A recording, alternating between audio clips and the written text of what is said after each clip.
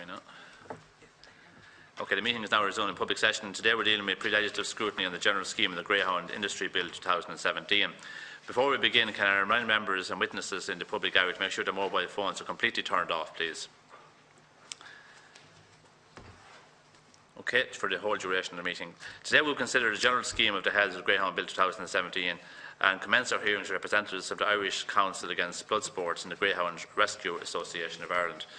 I welcome the following witnesses from the Irish Council Against Blood Sports: Ms Aideen Yourell, Campaign Director and Committee Member, Ms Nicola Matthews, and from the Greyhound Rescue Association of Ireland, Ms Una Jensen, GRAI Spokesperson, and Committee Members Ms Jessica Reid and Ms Margaret Moran.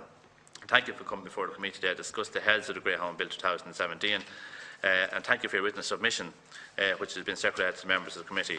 These will be also published on the committee website. We will hear a short presentation here today from each group, which will be followed by questions from the committee members on the heads of the bill. Before we begin, I want to bring to your attention witnesses are protected by absolute privilege in respect of the evidence you are to give to the committee. However, if you are directed by the committee to cease giving evidence in relation to a particular matter and you continue to do so, you are entitled thereafter only to qualified privilege in respect of your evidence. You are directed that only evidence connected with the subject matter of these proceedings to be given, and you are asked to respect the parliamentary practice to the effect that where possible you should not criticise or make charge against any person or entity by name or in such a way as to make him or her identifiable. Members are reminded of the long-standing parliamentary practice to the effect that members should not comment on, criticise and make charges against either a person outside the House or an official, either by name or in such way as to make him or her identifiable. Before I begin, I'd just like to put on the record here in public as regards the whole Greyhound Bill, my own, I suppose, declaration that the chairperson of the IGB, Mr Filmini, who will be coming before us as giving his presentation, is a personal friend of mine, and I just put that on the record. Okay. Mr Yourell, I've now asked you to make your opening statement, then we'll take questions then we will take a statement from the other people, and then we'll take questions on that matter. Is that okay? Thank you. I'd like, on behalf of the Irish Council Against Blood Sports, to thank the committee for inviting us here today to express our views on the greyhound racing and hare coursing industry. The Irish Council Against Blood Sports was founded in 1966 and is a voluntary organisation campaigning for an end to the hunting of wild animals with dogs and other cruel sports that exploit and abuse animals. Greyhound racing and coursing is inherently cruel, resulting in the premature deaths of thousands of greyhounds annually, while in the region of 5,000 hares annually suffer terror and stress by being snatched from the wild, kept captive and used as live lures for greyhounds at coursing matches. England, Scotland, Wales and our near neighbours Northern Ireland have banned hare coursing, leaving our republic as the last outpost for this barbarism. Last year there was an opportunity with Deputy Maureen O'Sullivan's private members' bill to rid the country of this wildlife abuse. But regrettably and shamefully, the majority of our legislators turned a blind eye to the cruelty and voted the bill down, despite the fact that the majority of our citizens want to see hare coursing outlawed. And this is borne out in the most recent poll, scientifically conducted for the RTE Clareburn programme last February, which showed that 64% wanted hare coursing banned. Now, many people seem to think that because the greyhounds are muzzled in coursing, hares are not being injured and killed. But this is certainly not the case, as reports from National Park Rangers who attend some of the meetings show. Hares are being struck, pinned down and mauled, and we ourselves have filmed such maulings. You may have seen the RTE footage of a hare being severely mauled by muzzled greyhounds at the national finals in Clonmel last February. Let us hope that when this issue next comes before the Dáil, our legislators will do the right thing and consign this barbarity to history. And what of the greyhounds themselves? The natural lifespan of a greyhound averages 14 years. But in greyhound racing and coursing, for many, it's said to be a mere 3 to 4 years, and many are also culled as pups, if they are not deemed suitable for the track or coursing. The ones that do go on to race must be winners to survive, if not, they're put down. In fact, the Irish Coursing Club advises greyhound owners not to give away unwanted greyhounds. They say it's better to put them painlessly to sleep. And another greyhound trainer candidly remarked, "I've seen dogs being shot.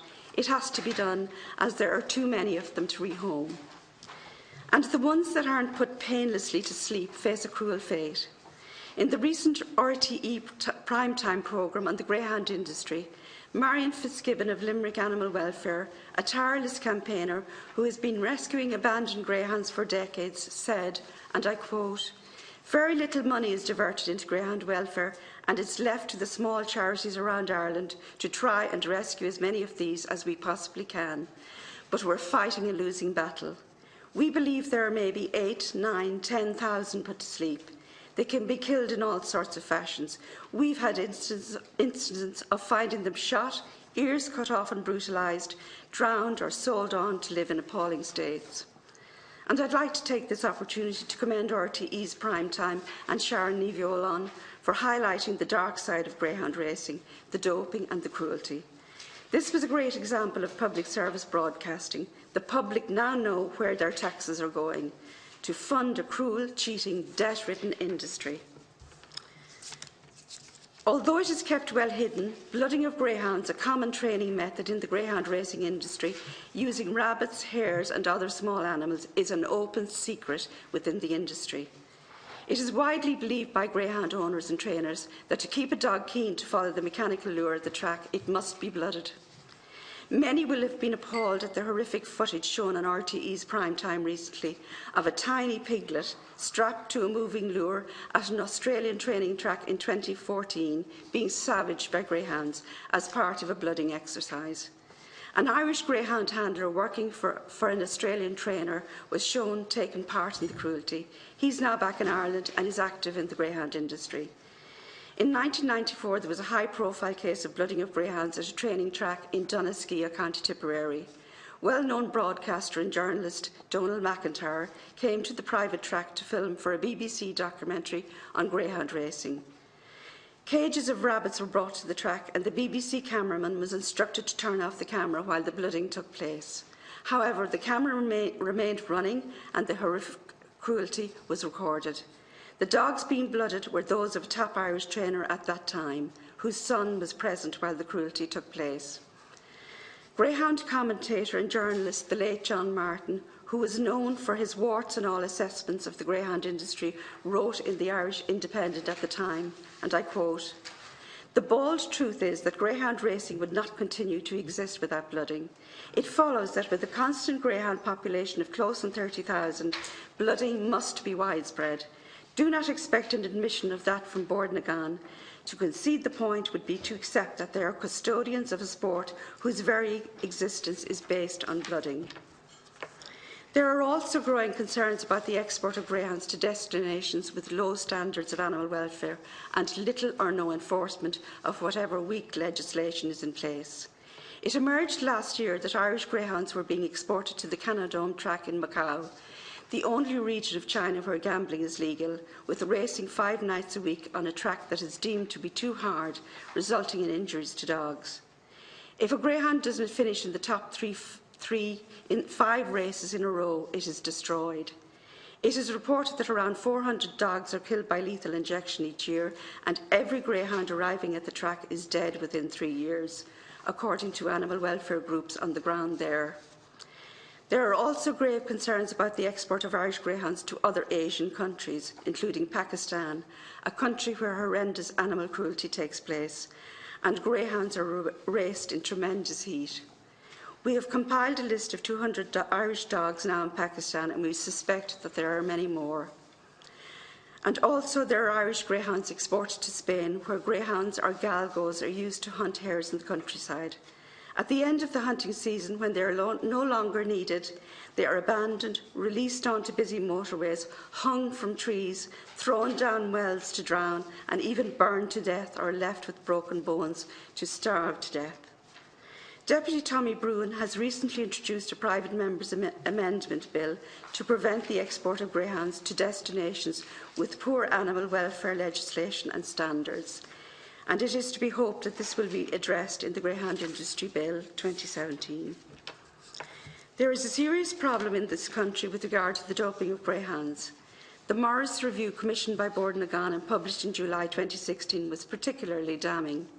It was critical of Bord na Gan's oversight of the problem, stating that the IGB's current sampling strategy was too routine, with a perception of no element of surprise, and that the existing functions of the Control Committee were seriously hampered.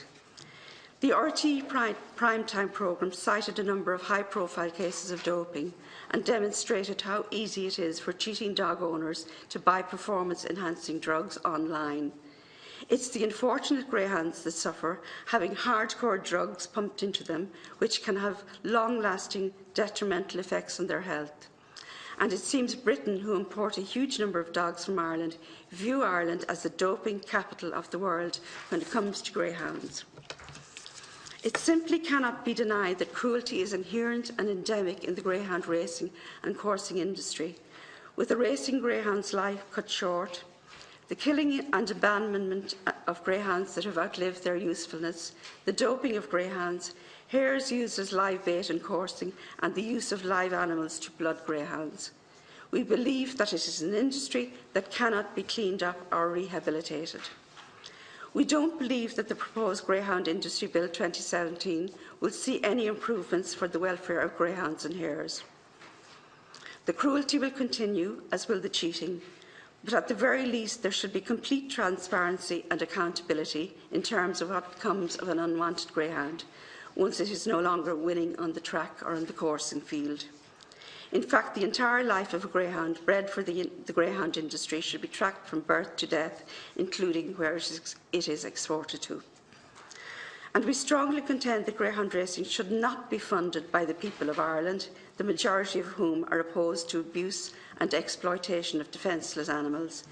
Instead, that considerable funding should be redirected to the hard-pressed and underfunded animal rescue groups, most of whom are getting literally crumbs from the table in grants from the Department of Agriculture. Thank you, Chairman. Thank you, Ms. Yourell. Now, Ms. Jensen, I call on you now to make your statement, please. Thank you. Good afternoon, and first of all, thank you for the opportunity to address the Joint Committee.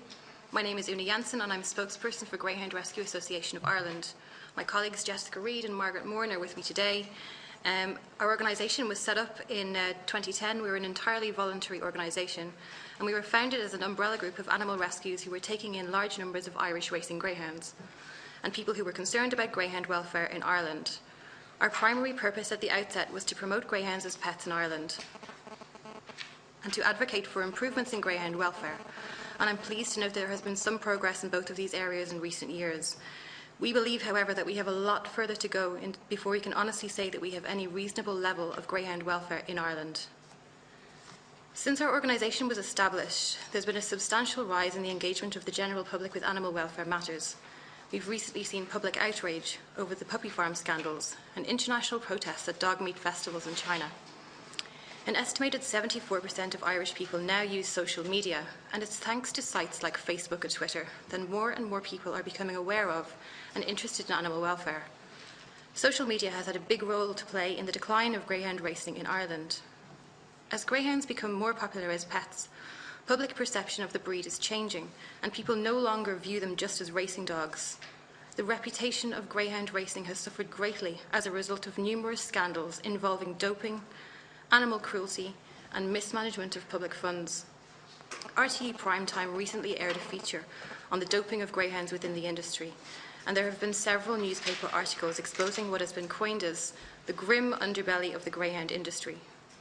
The impact of these scandals has been felt at every track in Ireland. It's the reason now why when somebody suggests holding the work Christmas party at a greyhound track, in almost every office now there is somebody who will have ethical reservations.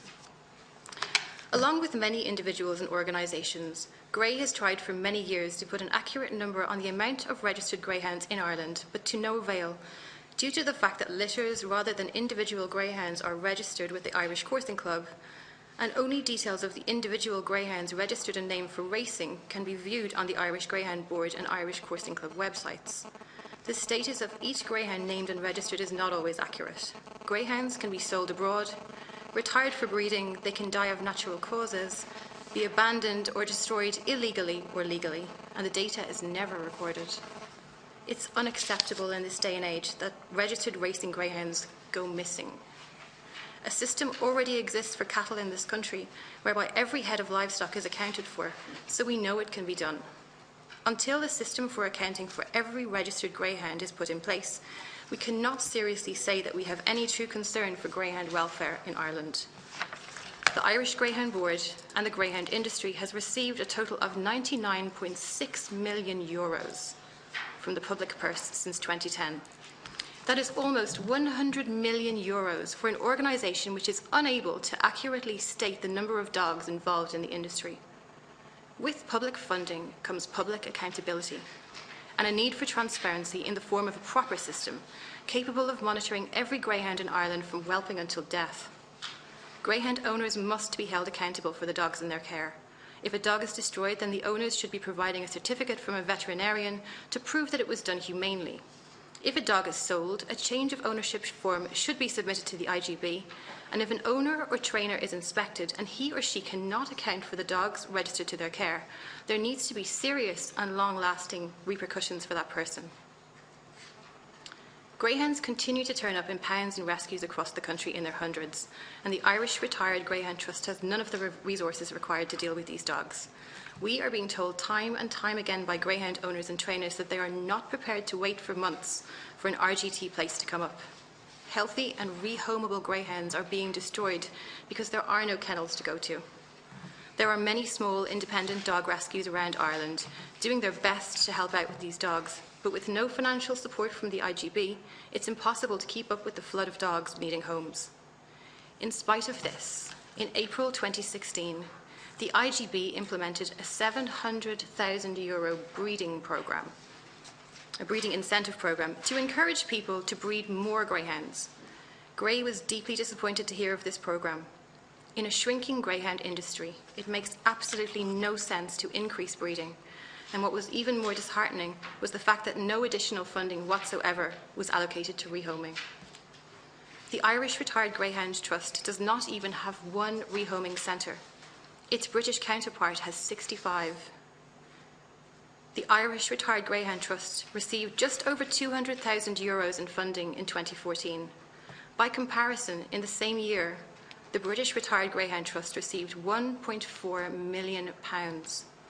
Indeed, the Indicon report of 2014 recommended a significant increase in funding to rehoming organisations, but we have seen nothing to date. There are other issues in the industry which Grey believes need to be addressed, but we believe that the three of most concern are lack of traceability, lack of funding for rehoming organisations, and the need for greyhound breeding to be decreased. We appreciate that the issue of exports could not be accommodated in these amendments at this time. However, areas of exports do raise huge concerns for Grey, and we look forward to the progression of the recently proposed amendments for this bill from TD Tommy Browan. We hope to see deserved time and support given to it.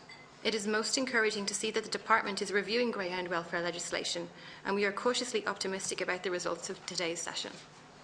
Thank you. Thank you very much, Ms Jensen.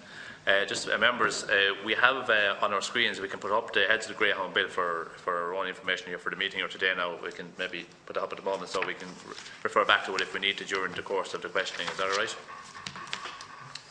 Okay, members, now we'll take questions. Members might wish to indicate. Senator McLaughlin and Deputy Kenny. Yeah, I thank you for your presentations, and I just wanted to maybe direct the first question I have to the Irish Council Against Blood Sports. It's clear from your presentation that you've reached the conclusion that the racing industry in terms of greyhounds is not. There's no future from your perspective. That it's beyond reform. So I just want to tease that through. And then the presentation that followed from the Greyhound Rescue Association appears to be more measured in terms of traceability, and in terms of, they seem to, maybe I'm wrong about this, have a view that if you put in place strong legislation, traceability, removing doping, looking at the issue of exports to countries that obviously, I think that has to be agreeable, that if there are countries that do not have practices well, first of all, let's sort out our own practices, and if we have practices that are at a level that are humane, in terms of the animals. So I just want to tease through. I mean, is there a happy medium, or is it your view that greyhound racing should just be banned in Ireland? Or is there things that you would ask us to insert in this legislation that would address the concerns, and many of which I think any decent person would agree with? I don't know. I mean, many people in Ireland, a very high percentage of people in Ireland are dog owners now, and increasingly concerned about the welfare of dogs. And I think that it's unacceptable if you have a sport that doesn't, guarantee their welfare. So I want to tease that through with yourselves, and then similar question to the Greyhound Rescue Association. Do you share? Am I misrepresenting or misinterpreting your point of view? Do you believe that there is a space for greyhound racing if a range of concerns, particularly in terms of accountability and traceability, and obviously practices are put in place? So I just want to see, is there a medium to be found in the view of your two organisations? Yes, we'll take Deputy Kenny and then we'll go back to you for answers. Is that okay? Yeah, thank you, and again, you're both very welcome here. I suppose really I was struck by the concept that that there's no real traceability is really the issue that I think we should try and deal with, and see where that can be done. And have you examples of best practice in other countries where there is traceability and where that is done? Thank you. Okay, now, Cheryl, first of all. Okay, per se, there's nothing we object to about dogs racing around a track. It's what goes on behind the scenes that we're concerned about. And I explained to you about the blooding. Blooding greyhounds with small animals. That's going to go on, and it's not, and you're never going to stamp it out. And they believe they have to do this to keep a dog keen for the track. And it's kept very well hidden. I mean, I don't know if you saw the Australian example on prime time. Very distressing. But they went there as a matter of course to do that to this particular track. They had a little piglet. They strapped it to the lure, moving lure, and they let the dog savage it. And that was quite normal for them to do that. It's quite normal here as well, and it's going to go on whether greyhound racing is okay. Like, it's grand dogs running around, but how they're trained is a problem, and how you're going to stamp that out in any bill, I don't know how. It can't be. You can't enforce it because you can't see them doing it. So what do you do about that? I'm sorry. What else did you ask me? Well, I mean. And the doping, yes, the doping will go on. They'll always find a better drug, that. There will be a drug found to beat the system. I mean, the IGB, I know they've bought a big machine now and it's supposed to be wonderful, but they're always coming out with new drugs and undetectable drugs, and you have to keep up with that. How is that going to be done? Just to clarify, though, I suppose my question would be, if a range of protections and assurances were built into legislation, I mean, in this bill, in this complex, laws are made all the time. Of course, every law is, in terms of success, is measured against the enforceability of it, and so that's always a regular discussion. But if I suppose I'm asking the question is, you've outlined concerns around the enforceability, but I'm saying to you, is there a way? I mean, you've indicated that you're not opposed to the principle of dogs racing around a track, but if you could get assurances around the legislation, I mean, are you suggesting? I mean, my interpretation of your presentation is that you believe the greyhound racing is beyond saving. I do believe. Sorry, can I just finalise my comments? And because I'm trying to be clear about what I'm saying here. I'm asking, are you suggesting that we should amend the legislation? Or are you just saying there's no point? It's beyond. It's beyond saving. I mean, you know, the issue of enforceability. I mean, everybody has concerns. When you put in place legislation, you're always concerned: will this be enforced? Will it actually be implemented? But that's a separate argument. That what I'm asking is, are there amendments? Is there a type of legislation that could address your concerns and could actually save greyhound racing, in your opinion? Well, I think that the industry on a whole, on a global scale, has gone too far to be saved. I mean, when we look overseas, you know, we're talking about 40 states inside of the United States that have, you know, they've banned dog racing in its whole, and the remaining states have no tracks. So we're going even further afield than that. Argentina now they've completely banned it.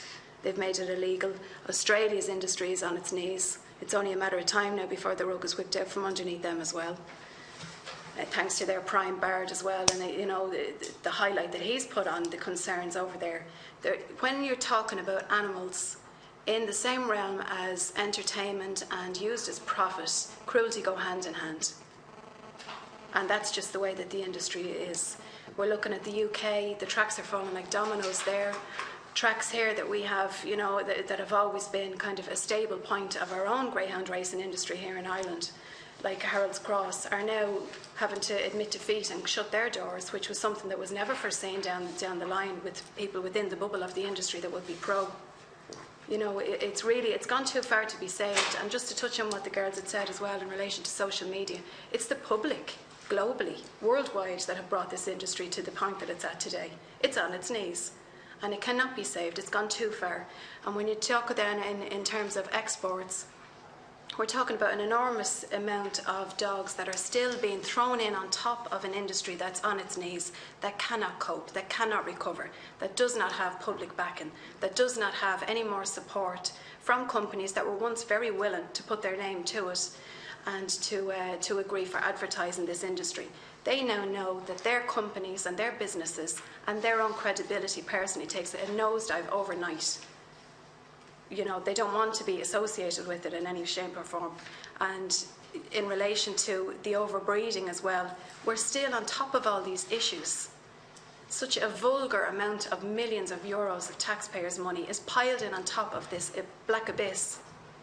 And it's only to play a quick catch-up for the next year to come around and for the same debts to catch up on the system again. It's never going to recover.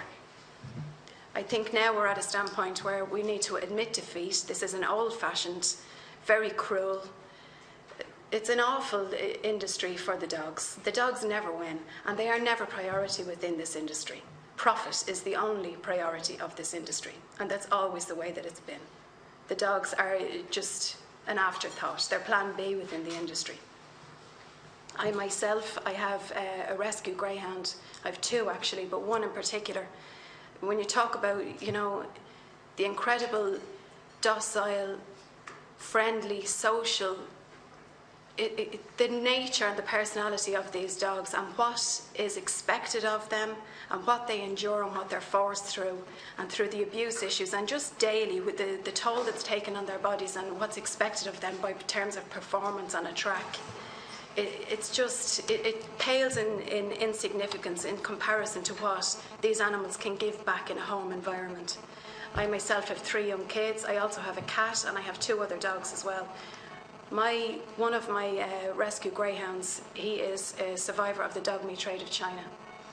He came from the underbelly of the slaughterhouses on the outskirts of Shanghai, and because of this industry and the horrific demands on his body and the conditions that he was then disposed of after he didn't properly come up to scratch, and whoever his owners and his breeders were, they weren't seeing back what they thought, you know, they should have got for him.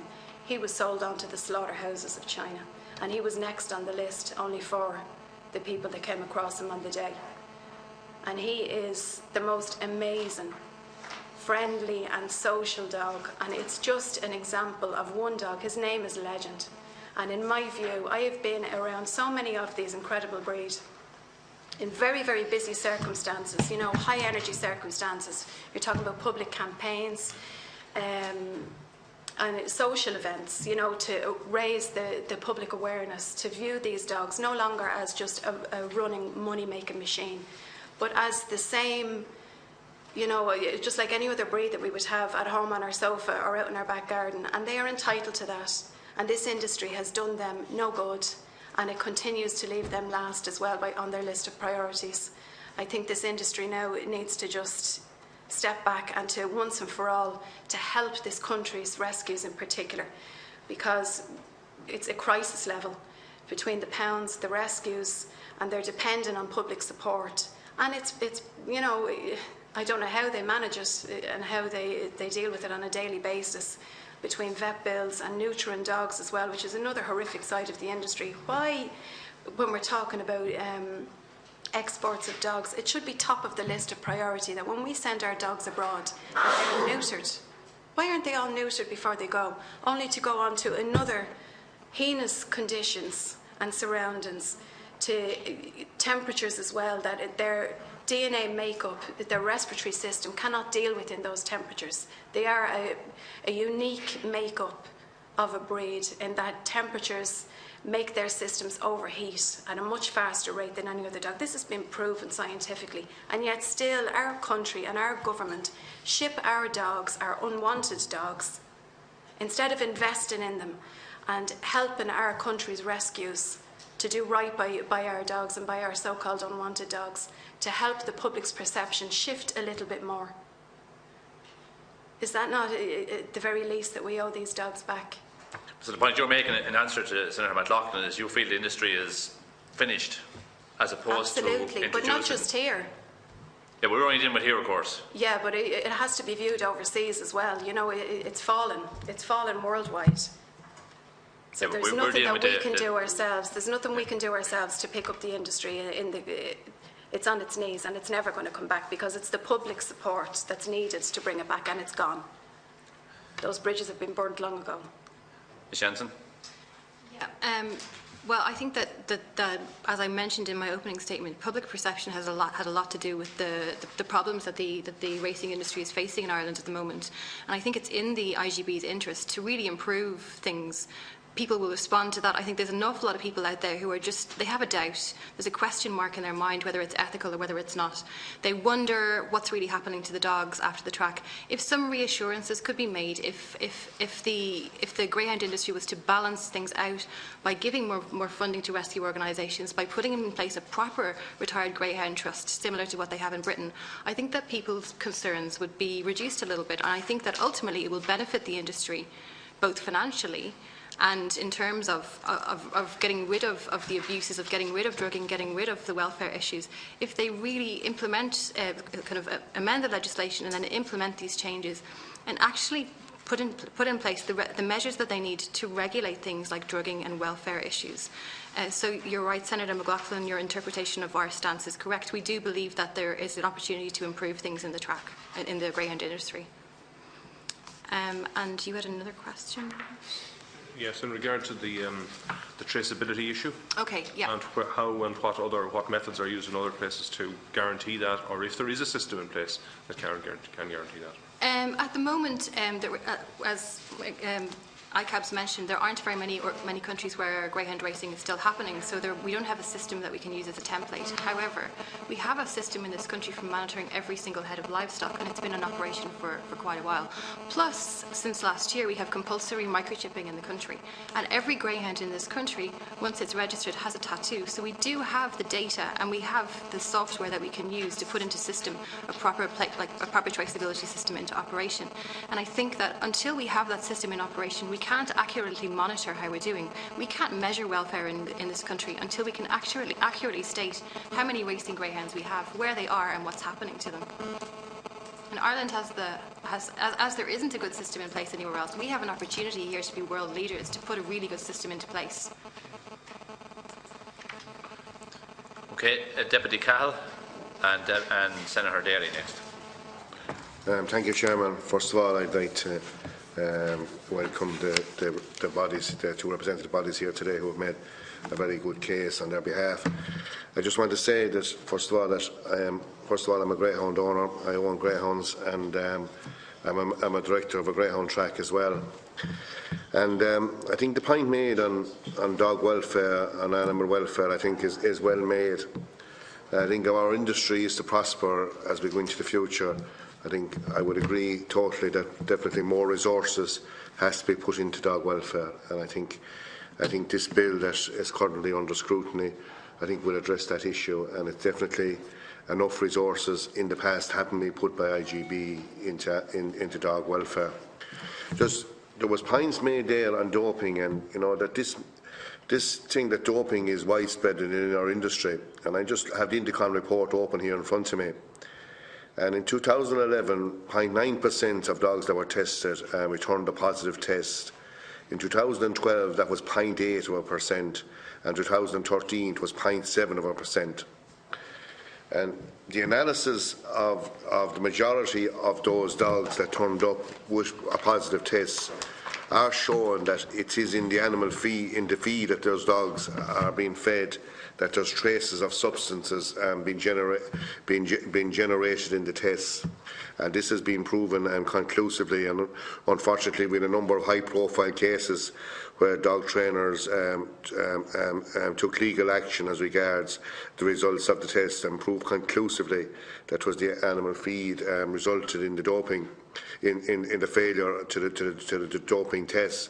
So I think this myth that that doping is widespread within our industry, I think that has to be put to bed firmly, and the figures are there to show that that is not the case. And the other myth that dogs aren't looked after, and you will always have exceptions in an industry as widespread as this, where a small minority of owners won't look after the welfare of their greyhounds. But in the vast majority of cases, dogs are extremely well looked after and extremely well minded. And someone there just said, money-making machines. In my experience of greyhounds, they're definitely not that. But leaving that aside, the vast majority of greyhound owners look after their dogs extremely well. And like if you go into a greyhound establishment where dogs are being whelped down, when a bitch is being whelped down, you'll see the comfort, and you'll see an infrared lamp over the pups. You'll see the comfort. The litter will be extremely dry under the dogs, and they will be minded exceptionally well. And I know you will get up 2 or 3 times a night to look after those pups in the first week, to make sure that they're getting adequately fed and getting adequate comfort. So to have a wide umbrella to say that greyhounds aren't treated well, isn't correct. Now I know you will always find exceptions to the rule, and they hopefully when this legislation is enacted, that we will be able to root out those ones who are doing the reputation of the industry no good whatsoever. And you will find that some of those dogs, there is. We have instances of dogs who have been stolen from premises and, are used by, groups going around. I suppose poaching would be probably the best word for it, and definitely, it is an illegal practice, and hopefully, it can be stamped out. But I think this bill will go some of the way to addressing your concerns.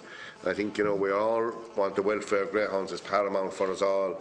And I think it is essential to have public opinion behind our sport, that the welfare of dogs is looked after in this bill.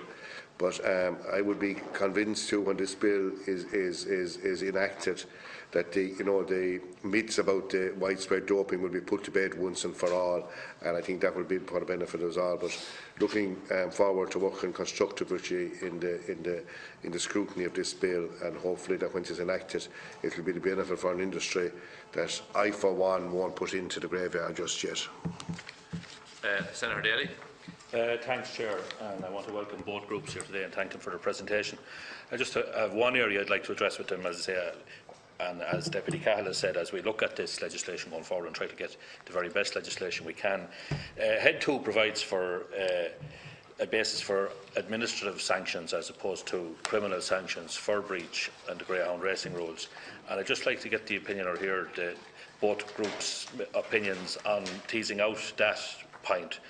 Can the groups comment on whether the use of administrative versus criminal sanctions is a sufficient deterrent to those in breach of the greyhound racing rules? And maybe the groups might also comment on the appropriateness of the administrative sanctions as opposed to the criminal ones, and give us their opinion on what the nature of sanctions they would like to see in the Irish Greyhound Board to apply for welfare-related offences. Thanks, Senator. Whichever you want to take it up first now, we'll start with Ms Jensen. First of all, I'd like to address Deputy Cahill's point on drugging. Until very recently, the Irish Greyhound Board did not have laboratories that were able to test properly for stanozolol, which is the most stanozolol, I can't pronounce it, I'm sorry, which is the most common steroid. It's an anabolic steroid that's commonly used in greyhound racing. So up until very recently, and I'm talking about this until this year, they were only able to test for the presence of a water-based sample in urine. And as all greyhound trainers and owners are aware, it doesn't show up in this sample. So until you are able to test in blood for an oil-based dose of stanozolol, it won't come up in a sample. So we had a situation in the Irish greyhound industry where the laboratories were not able to test properly for this drug. So we didn't have an accurate amount of cases of this drug being used. But the Great British Greyhound Board last year issued a statement to its members to exercise extreme caution in buying dogs from Ireland because of the endemic use of this anabolic steroid. Additionally, we've got numerous cases, and if you can refer to my Appendix 2 in our written submission, we've had several cases of greyhound trainers and greyhound owners, some of them extremely high-profile people, who have been disciplined and who have had judgments passed against them under the disciplinary committee of the Great British Greyhound Board for drug use. So we believe that until we have proper laboratories here which can test properly for drugs, we don't accurately know how deep the problem is. But we are hearing it from greyhound trainers and greyhound owners all the time about how endemic drug use is in the sport. In terms of your comments about greyhound welfare, Deputy Cahill, I agree with you.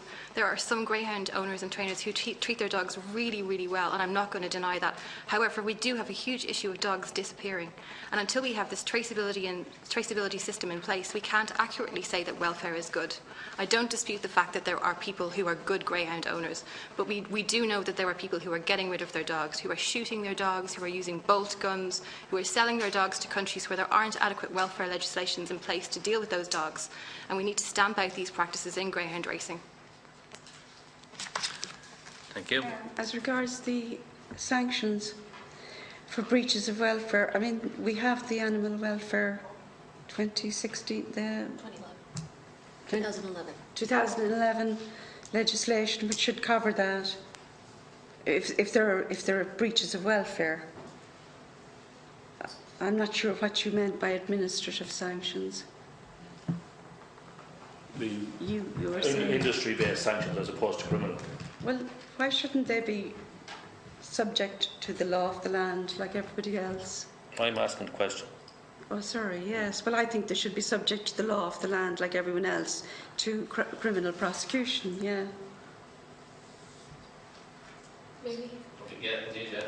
I was just going to say, in regards to the sanctions questions, I believe in some cases it can be harder to make a criminal case against, especially for a welfare breach, versus an administrative sanction within the industry. But what we would like to see is much, much higher fines, much more serious issues that are being dealt with. We tend to see kind of slap on the wrist type fines, a couple €100 here and there, and for a lot of trainers, that's just considered the cost of doing business at this point. And as well, when we see trainers that have significant breaches, whether it's welfare, doping, other issues in regards to their practices, we would like to see them banned from owning dogs, from racing dogs in the future, much higher. At the moment, the sanctions that people have received have been considered within the industry laughable, because they're so minute in terms of actual repercussions.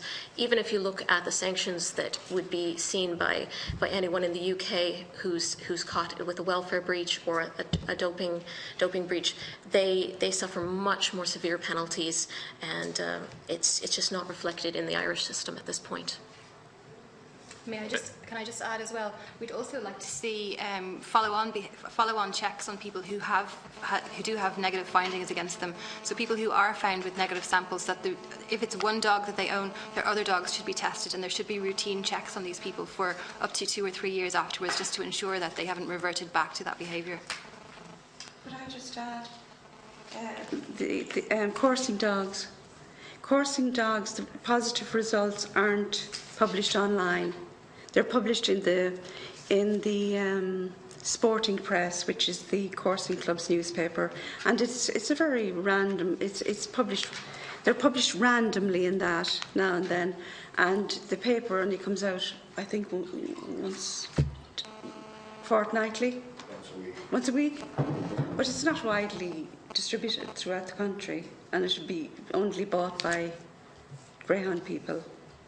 So it should, the Irish Coursing Club, notwithstanding that we think hare coursing should be banned, they should be required to publish online results, as the IGB do.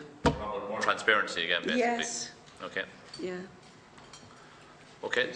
Deputy Penrose. Thanks the two groups there for interesting observations and submissions. I noticed that Irish Council Against Blood Sports basically says that the industry is close to being irredeemable, particularly at an international level, not just at a national level, and it's beyond the point of rescue. And the only way forward is to effectively ban it outright. That's what I take from their submission. But I think it's a dangerous precedent to tar everybody at the same brush in the greyhound industries, and people who are owners and everybody else. A lot of them do look after their animals with great care, and I think it's important that should be distinguished. I think it's important that the legislative object of the Greyhound Bill 2017 should be looked at, because implicit in the bill is the objectives of the Endicott report and the Morris report, and indeed the 2016 report that we brought forward here from this committee, which I think had a significant amount of things. And that was basically, to secure significant improvements both in terms of welfare and indeed of treatment of animals, and to deter and cut out this doping, which is rampant. And I accept what people are saying there in their submissions. There's no doubt in that. And to effect a cradle-to-grave level of supervision and protection of animals involved in the industry. And that means dealing with traceability, microchipping and dog breeding and dog sales of dogs, and the nature and methods of achieving that as well, and the important question of greyhound welfare, puppy farming and smuggling and breeding that we did read about, and the exports of greyhound at international level. I think that's something that this bill is weak on. As both groups have raised a question, and very fairly put, why would we send our greyhounds to countries that have little or no animal welfare legislation? I think that's a very important point, and well made by both groups, and I think that's contained in the Welfare of Greyhound Amendment Bill 2017, and I think it would be remiss of us not to certainly focus upon that and incorporate elements of it into it when we make a submission. There are, detailed measures to prevent the cruelty and things like that. But I want to ask the group themselves. There is a heading here, heading 9, dealing with the amendment of the Principal Act here, and it does allow the Greyhound Board now to use funds to enhance the welfare of greyhounds. And can any of the groups comment generally on the need for additional funding to improve racing greyhound welfare, and whether this is sufficient, and what level of additional funding you feel is necessary to ensure and secure the enhancement of racing greyhound welfare, and how would this funds be best employed? I know the Dogs Trust, and I know the local group there. I see Margaret Morton here from local in Keena, so I'm aware of what work they do, and the fundraising that they have to partake in to actually achieve the objectives in that. Abandonment of greyhounds is a huge issue, obviously, and I know that you're involved in that. And could you give us an outline of what's the current level of abandonment that you're aware of at this point in time, and how could we deal with that particular aspect of matters in legislation, or could we incorporate it in legislation, and how do you see it being included in that regard? You know, are there particular measures that should be included in the bill in relation to how we deal with those issues, and that would augment and supplement current welfare legislation? But it's funny, we have about 10 pieces of legislation dealing with animal welfare. Now, some of them have achieved objectives, some of them needs refinement, some of them needs upgrading, some of them needs improvement. So I suppose that begs the question: if we have 10 which needs improvement, and most people agree to do, and upgrading and refurbishment, it makes the point that you made very early. Why would we send our greyhounds to places that have none? It actually makes the point. So even we're not at top of the bill with 10. If you send it to places where there's none, and you spoke about neutron and everything else, it certainly makes the case that this bill can be significantly strengthened to achieve some of the objectives. Well, I certainly wouldn't subscribe to banning any sport or any particular industry. Certainly improvements can be made, and we recognise that ourselves here in 2016 when we prepared that report in that regard. But I thank you for certainly highlighting a lot of issues that certainly are enlightening and have helped to us in the consideration of this bill. Thanks, Deputy Senator Mulhern. I'd like to welcome all the witnesses here today and for giving their very important input in relation to the issue that's before us. I know by working with animal welfare groups, I know you're specifically dealing with greyhounds, that you deal with the worst side of the industry. And I note also that it has been established at this stage in the conversations that has gone on that there are people who breed greyhounds who care for their animals and treat them very well. And I personally have no involvement in the industry, but I know a few people who own them, and they see their dogs as very precious, and it's important that that is said as well. I suppose on the advocacy side of things, just as a general statement, I think it's very important that issues are highlighted, and I think that animal welfare groups, such the advocacy that you engage in and other animal welfare groups, serve to make it more socially unacceptable and shameful for people who are of a mindset to neglect and abuse animals. That's not the sort of society we want, and we constantly strive to root that out. But it is a very big problem across the board in relation to dogs and other animals, and obviously it's a cost as well, both through fundraising and on the state, and it is definitely desirable that we have a proper regime. At this juncture, I suppose a lot of questions have been asked and things have been teased out. Notwithstanding reservations about where the industry is at, I would understand that you would be happy that we're trying to at least address issues around animal welfare and work towards that, and that's what we're trying to do in this legislation across the board, because there are a lot of people who have a passion for this, and that's aside from making money and so on, you know. I suppose there's just one question, because a lot of questions and points have been made, that I would ask, and you talk about the importance of social media highlighting issues, but I'm just wondering, in terms of enforcement and animal welfare legislation, like, to what extent does social media and people witnessing events and cruelty, does that play a part in achieving convictions and prosecutions, or sometimes it's just churned and churned around, and I just wonder at times, does anything, things are posted on social media, and what comes of it in the end, other than it's a gruesome sight to behold? Is there much correlation between that sort of thing and actually prosecutions, convictions and so on? And I suppose just from the point of view of concerns that you raise in relation to the treatment, how often is it actually translating into catching the people that are doing the wrong? Okay, 3 specific questions, I suppose, there really, if there are 2 contributions. Ms. Matthews, you want to start off? Well, yeah, I can actually tie in both concerns from both of you within the one statement, really, in relation to the rescue and the influx of dogs that are being abandoned in particular. And in relation to social media too, there is an online community of very hard-working and very passionate people within rescue throughout this country. And social media is really, it's become an endemic part of contact for everybody in all corners of this country.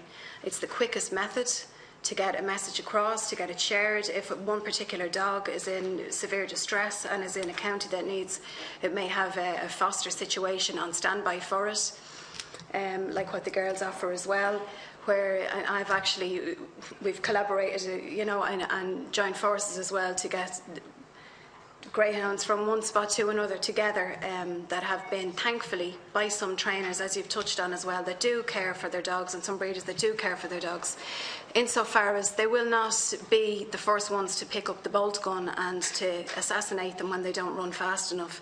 They do communicate with the rescues and with the pounds and the people in between both spots, to try at least to offer those dogs some form of rehoming and retirement away from the track, which is only right, and it's the very least that should be done.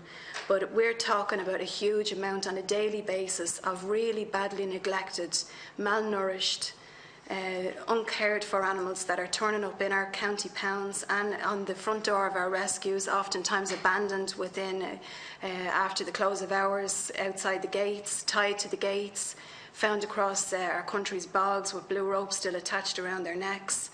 Already where the bolt gun has been an attempt to kill them, and it hasn't worked as well, which is another issue that must be you know, tackled very seriously to make the bolt gun in itself illegal. So really we're dealing with a daily basis, and a daily basis where social media can tackle those issues too. It's just you're referring to gruesome scenes or whatever video footage put up online, you know. Well, we go to coursing meetings and we film hares being mauled and battered into the ground. There's nothing we can do to bring those people to book because it's legal. Now imagine, I mean, try and get your head around that. We can't prosecute anybody because they're allowed to do that. They're allowed to set greyhounds and hares, pin them down, batter and maul them. So what do you do about that? I mean, it's quite definitely cruelty to animals by any yardstick. And yet it's exempt from prosecution in this day and age. So that's one instance of, well, you couldn't prosecute them anyway. But as for the blooding instances that were shown, I mean, they were shown, the one with the piglet in Australia where the Irish man was involved, and he's back in Ireland now. That was prosecuted. Well, he was disqualified from. In the UK and in Australia. He was disqualified in Australia, and the judge hoped he would be disqualified in other countries, but not here. Well, I understand there may be a disqualification. But the one in Doniskia, yes, they went to court. In 1994, they were brought to court. They got 6 months. And I don't think they served a day of it. I'm not sure about that, but I think it was appealed. As regards the funding issue that I think it was Deputy Penrose mentioned, the funding required. Have any thoughts on that? Yes, thanks, Deputy Penrose.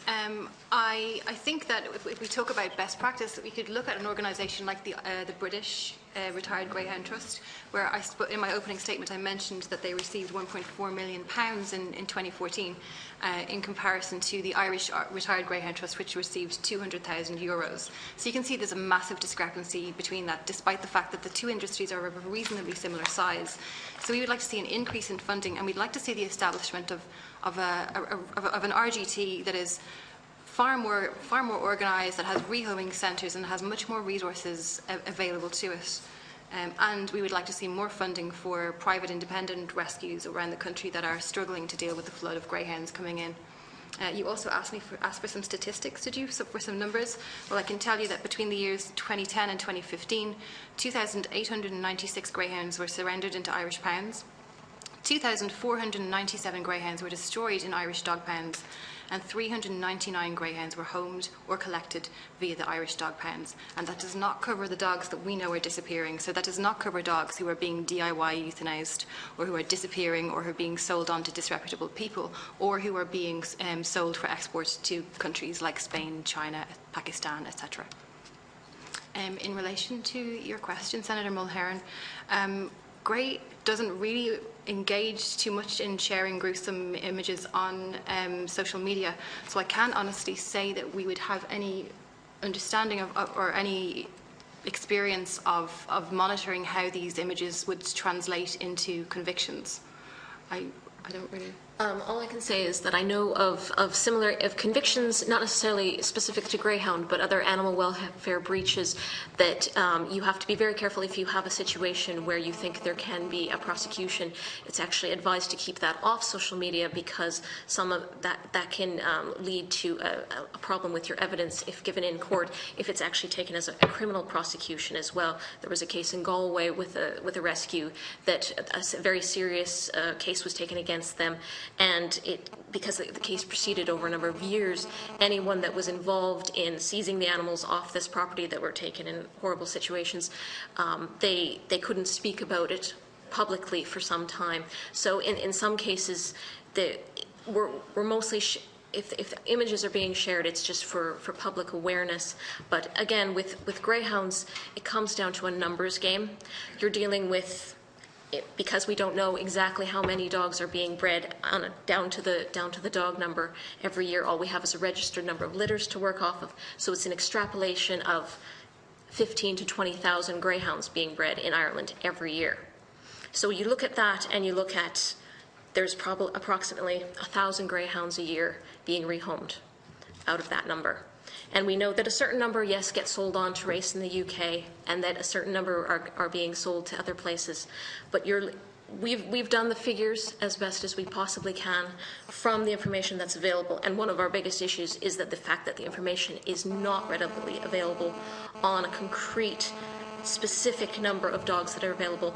But we are still looking in the thousands, if not tens of thousands of dogs, healthy young dogs that have been euthanized. Now, some of them are being euthanized privately through vets, some of them being DIY euthanasia, all sorts of different cases. But there is no way that with the current numbers of dogs being bred, and we know the numbers that are being homed, and there's a huge gap in the middle there, and we don't know what happens to all of them. We can guess, but it's hard to produce numbers for people based on guesswork, because at the end of the day, those are always in question. So one of our biggest issues is the fact that we cannot get those numbers because they don't seem to be recorded at this point. And you can't tackle a problem properly until you know the full scope of it. But we know, on a rescue basis, it happens on a daily, weekly basis with rescues where we have a waiting list. You would operate a waiting list of dogs coming in. Trainers have contacted you to say, can you take such and such dogs? We put them on a waiting list. We try to find spaces for them. And then you contact that trainer to say, I have a spot for your dogs now. Oh, sorry, those dogs are gone. I couldn't wait long enough, so I had them put down. That happens daily in this country, and that's where your numbers of hundreds and thousands of dogs that are being lost, because we just physically do not have the space, the resources, and the time of volunteer time, because it's all volunteer time dealing with these dogs that are coming in such overwhelming numbers. When you have trainers ring you up and say, well, if you can't take this dog this week, he gets the needle. We've had them come in saying, we already have an appointment to have the dog euthanized with the vet at the end of the week, so if you can't take it by then, that's their outcome. So you're left with this sort of emotional blackmail that comes down to the individual rescues who are doing this basically in their volunteer hours. So it's not to say that the dogs are necessarily being kept in bad shape. They can be in good physical condition when they're brought in. It is simply a numbers game, and if you're seeing the numbers that we've given you of the resources that are allocated, they are so poorly insufficient for the number of dogs still being bred and that are running this industry but are not being taken care of at the end of the day. Okay. Deputy O'Keefe. Chairman, first of all, thank you for allowing me to speak in this committee, of which I'm a member of, and I welcome the opportunity to speak, Chair. And I just on the record, I would be supportive of the greyhound sector, be it the coursing or the greyhound track. I fully respect the views and the concerns of the two deputations here today, and I commend them on the good work they do in regards to ensuring the welfare of dogs, and especially the dogs that are abandoned. I suppose a few questions I would ask, Chair, and one of them is following on Deputy Pinrose's question is in regards, as a percentage of greyhounds that end up in compounds, what's the percentage of greyhounds in the various compounds throughout the country that are actually inside in these dog pounds? Are half dog pounds full of greyhounds, or are they all breeds of dogs in there? The issue there, Chair, then is we're here today and we're providing the legislation going forward, and hopefully we'll be able to regulate those involved in the coursing and those involved inside the tracks. There's another sector out there, another community that no one seems to want to regulate, and the other people who come out and the dawn and dusk into the countryside.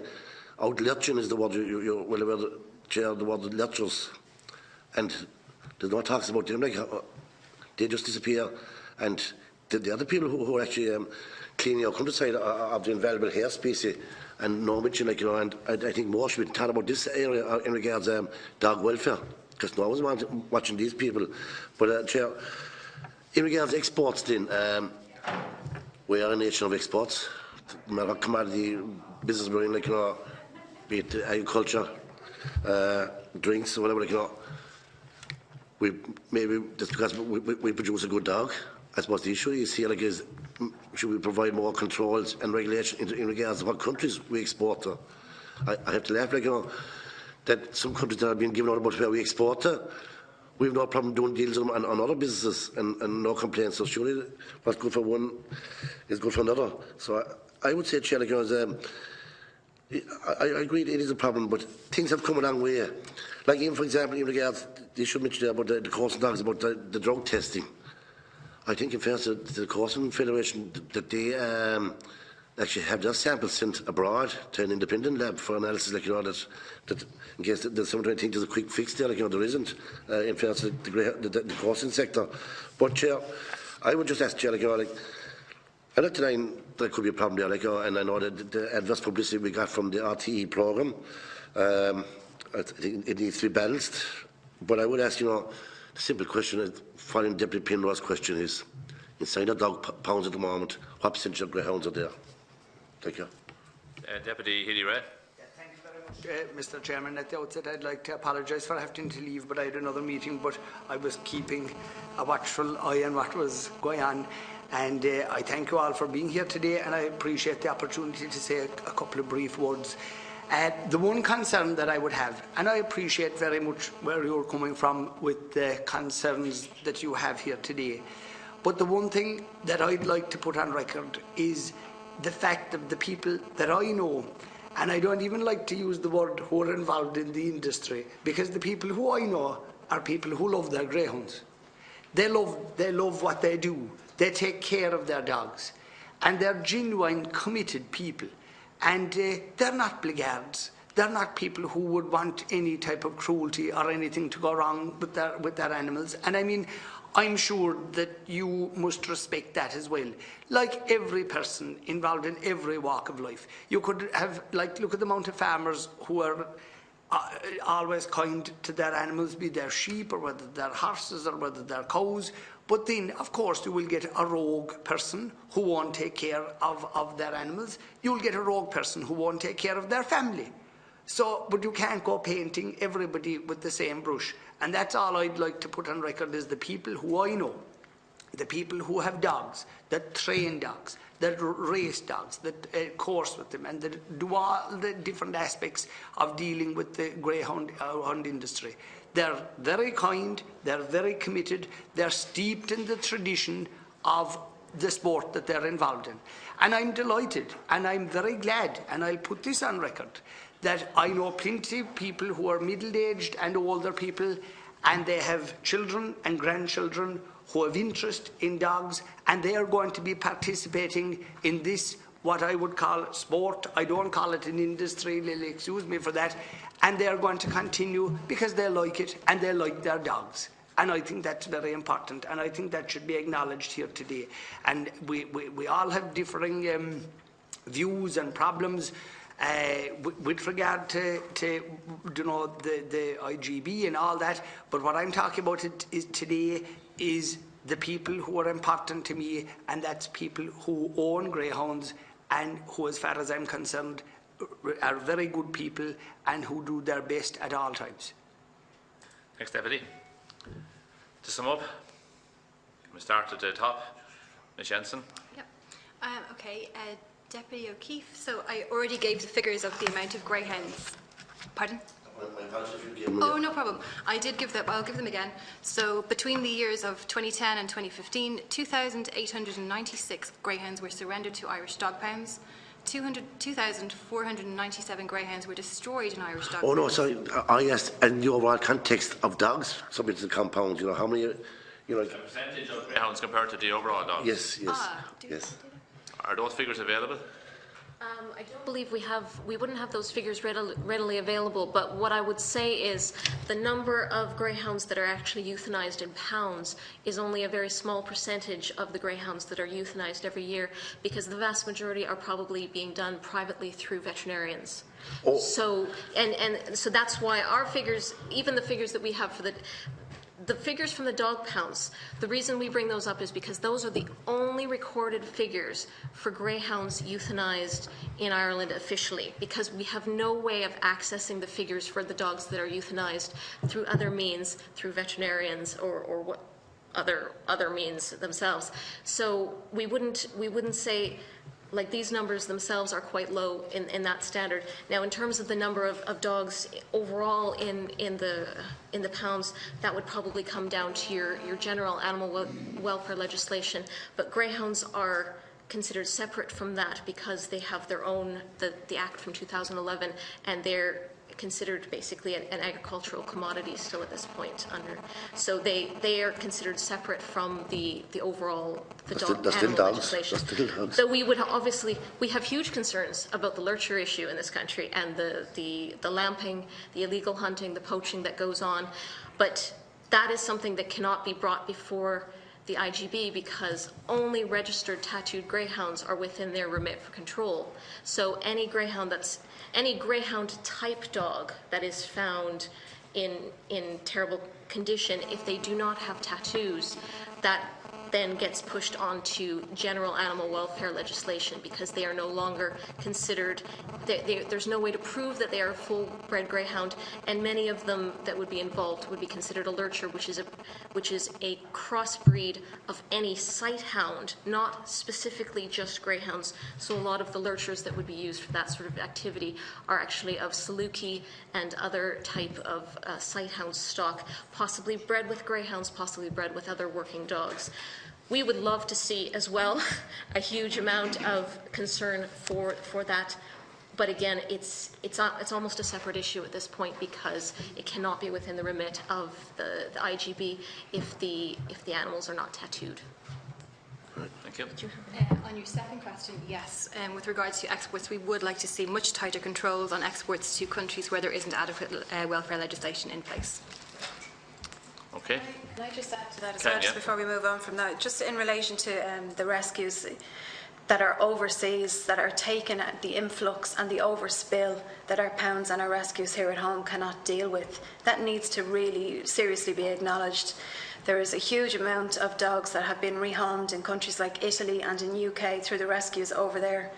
I know an awful lot of the dogs here between Cara Rescue, Paws, and the girls here as well with Hug, they have set up really a two-way system between these rescues overseas that see these dogs as family pets and that are willing to open up their homes to them after, the rescues have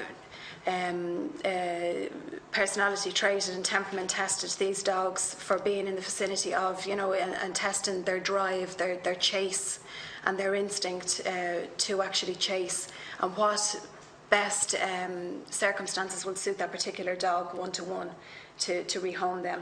And I think that needs to really have a parallel when we look at the overbreeding of the system here in the country.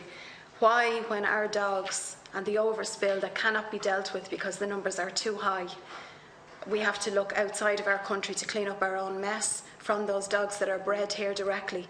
That shouldn't happen in the first place. And if it happens that the system is overloaded, well then breeding has to be cut back. And that has to be an ongoing communication within the rescues as well. You know, there has to be some communication across the board within the greyhound industry. It has to be worked in connection with the rescues. It can't be kept in this little bubble anymore because it is overspill. If the lady's saying that when the dogs get to this destination, they're then considered not fit for racing or breeding, you know, when they get to these Italy's or Shanghai, like, you know, They're taken in as pets. They're rehomed as pets. In Italy and the UK, where greyhound racing is not carried out, they are taken in as pets. right. But here at home, we still, the public generally, you know, although the public has waned in their support for the greyhound industry and the track attendances are down, there's still that connection is yet to be made completely where a greyhound is seen as a pet. They still have this vicious kind of a tag over them, you know, bloodthirsty, and they're just out for the hunt. Whereas in countries like Italy, they're seen as a very graceful dog, and you know, they have a different connotation attached to them as what we have here still. Why do they take them so they can't mind them? When I'm trying to get it, how did the dog end up in Italy if they're not wanted there? Because here in our country we have too many to rehome. Yes, yes. And obviously, if you create an export, you must have a destination for the product. Yes. So who's buying the dogs at their end? The rescues are taking them in Italy. Set up rescues like Pet Levieri in Italy.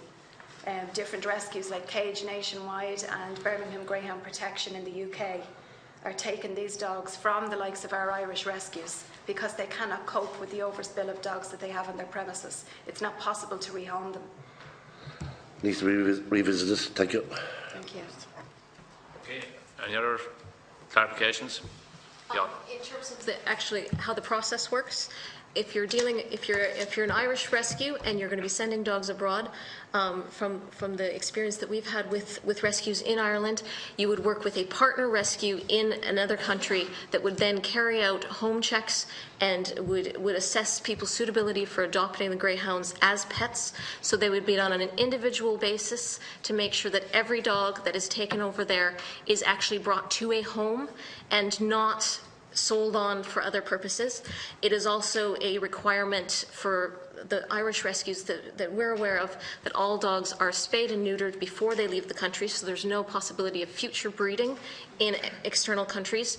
And then we obviously have to comply with Department of Agricultural regulations in terms of microchipping, vaccinations, pet passports, belie certs, and all of the paperwork for every single dog that leaves the country has to be sorted with the rescue before they're allowed to be sent abroad. So they're not being exported to be sold, they're being exported to be homed as pets, and it's done on an individual basis. So each rescue is sending 6 dogs, and they know all of their names and their histories and the personality of those dogs that they're sending so that they can be matched into appropriate homes. Can I ask a question there? Sorry to put it across you. Who pays for that process, the export process? That's a good question. You know, have you obviously have a contact in the other side of wherever? It's usually an agreement worked out between the two rescues that would be fundraising. Most rescues are primarily publicly fundraised to get a dog across. It probably costs in the region of €300 per dog to prep them, get the spay and neuter done, vaccinations and kenneling, transport fees to get a dog sent out of the country. So you're looking at in and around, and that's without any extra medical requirements, dogs without broken bones. And how many per year on average would you send away? So, for instance, one of the groups that we're associated with is called Homes for Unwanted Greyhounds, and we would have saved 139 dogs last year. And I think just over 100 of those would have gone to be exported abroad. But regardless of whether they get sent abroad or if they're homed in Ireland, every dog is spayed and neutered, microchipped, and vaccinated. So you're looking at a cost of $200 to $300 per dog to be prepped in order. So that when we're talking about the funds that can be allocated for rehoming, that's the kind of cost you're looking at on a per dog basis. And you're looking at thousands of dogs in this country that need that sort of care and attention taken to each one before they have the opportunity to be rehomed. And what kind of relationship would you have with the owners and breeders now, for example? That you said a few minutes ago that an owner or breeder could contact you to say there's a dog needs to move on. Have you room for him? Would you know every owner and breeder in the country, let's say, for example, or legitimate? We certainly wouldn't know everyone, but we would have a working relationship with a good few, and most rescues would take dogs from certain geographical areas. So some would take dogs from Cork and Kerry, and some would come from Limerick, and different, because obviously it's an extra cost to be transporting a dog all the way across the country for rescue purposes. But we would have ongoing positive relationships with a lot of trainers, because many trainers are very, very happy to have their dogs sorted at the end of the day, to know that they don't have to be euthanized, that there is another option, and that there are people in other countries and even in Ireland that will see them as pets and would be happy to have them on their sofa. When the dogs go to Italy, they're greeted with a red carpet arrival. They literally walk individual dogs down the red carpet to meet their new families, and they film it all. And it's wonderful to see a place like that where the dogs are actually treated with respect and they're desired to have as pets. So that's what we're working towards here, is greater awareness within the Irish public of dogs, of greyhounds as pets, so that they would be seen as a desirable pet to have in your own home with your families. Okay. Any other members, any questions before we conclude? Okay, that concludes this part of the meeting. I'd like to thank you very much for coming before our committee today. This meeting today will fit into the overall process. We've had your submissions today. Obviously, we've had a good engagement. We will have further engagements over the next number of weeks in advance of us doing a report on the pre-legislative scrutiny, which we intend to have completed by, I think it is mid-June. And hopefully the legislation will be enacted at some stage then later on in the year. So again, thank you very much for coming forward to the committee today and making your presentations. Thank you very much. The meeting is suspended until we get in the next group in 2 minutes.